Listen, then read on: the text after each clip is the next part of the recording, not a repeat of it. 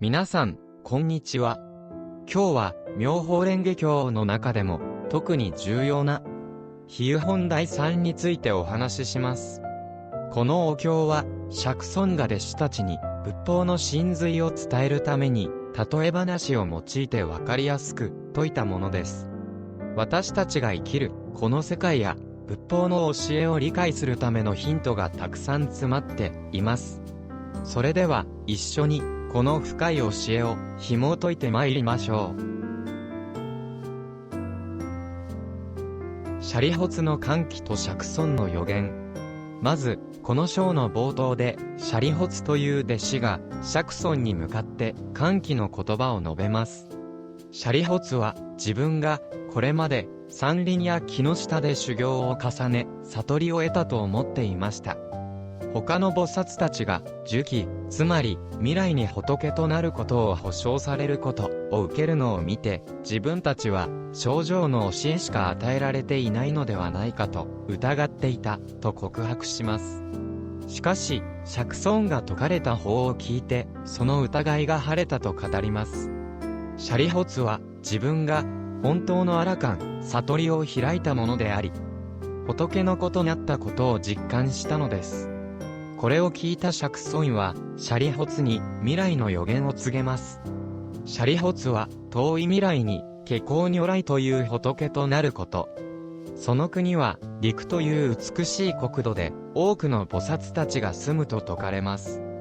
この予言を通じて、舎利発は、仏としての未来を確信し、さらに深い悟りへと導かれるのです。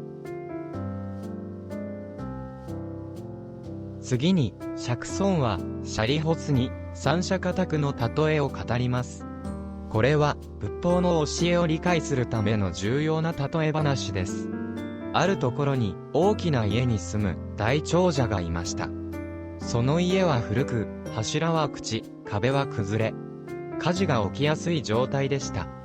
長者は、多くの子供たちを持っていましたが、子供たちは、家の中で遊びに夢中で、外の危険に気づいていませんでした。家が火事になった時、長者は子供たちを助け出そうとしますが、子供たちは火事の危険を理解せず、外に出ようとしません。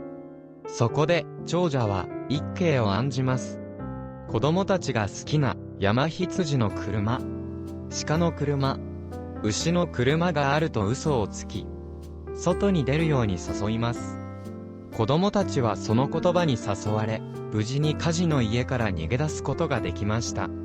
そして、長者は子供たちに最高の牛車を与えます。この牛車は、七宝で飾られ、それは大変美しく立派なものでした。この例え話で、長者は仏を、子供たちは衆生を表しています。火事の家は三階、四階、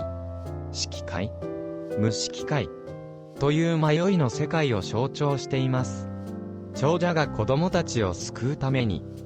方便を使ったように、仏も衆生を救うために、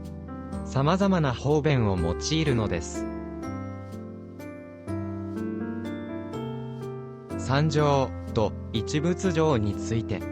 釈尊はこの例え話を通じて、三乗、声聞乗、円覚乗、菩薩乗と一仏乗、唯一の仏の教えの関係を説きます。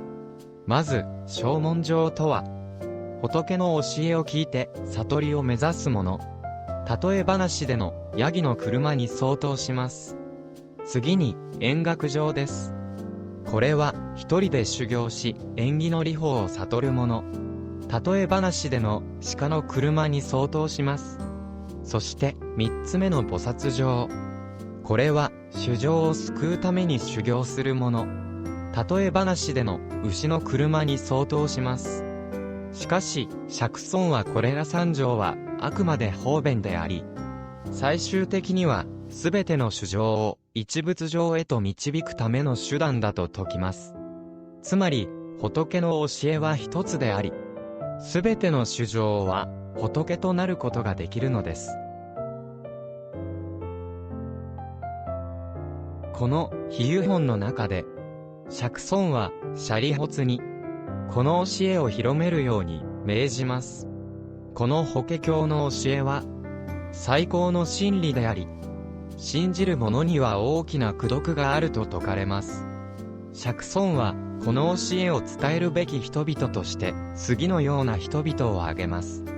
菩提心を持ち、学識のある人、心が厚く、人のために、神妙を惜しまない人、悪友を遠ざけ、善友と親しむ人、戒を守り、真に仏法を求める人、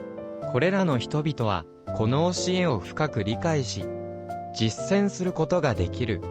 と説かれます。いかがでしたでしょうか。今回ご紹介した比喩本第3話、釈尊がいかに弟子たち、私たちに仏法の深い知恵をとてもわかりやすく、比喩、例えを用いて私たちにわかりやすくお伝えくださっており、また、釈尊の衆生を救おうとする慈悲の心が詰まった章なのです。ここで一点、皆様にお伝えしておきたいのが、釈尊は私たちに対して、〇〇してはならない、とはお説きにはなっておられません。釈尊はいつでも因縁因果として、そのような行動をすれば、そのような結果につながる、といったことのみを、釈尊は私たちにお伝えされているということです。この点を理解することで、宗教的観点や誤った解釈による認識、といったことがなく、自然に釈尊の教えを受け入れることができるようになり、釈尊がお伝えになられる、一仏上、私たちも仏になれる、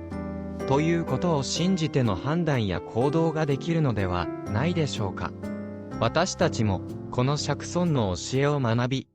自分自身の生き方を見つめ直すことで、より豊かな人生を歩むことができるでしょう。この動画が皆さんの仏法の理解の一助となれば幸いです。次回は妙法蓮華経の真下本第4をわかりやすく解説していきますので、ぜひチャンネル登録をお願いします。それではまたお会いしましょう。南無妙法蓮華経。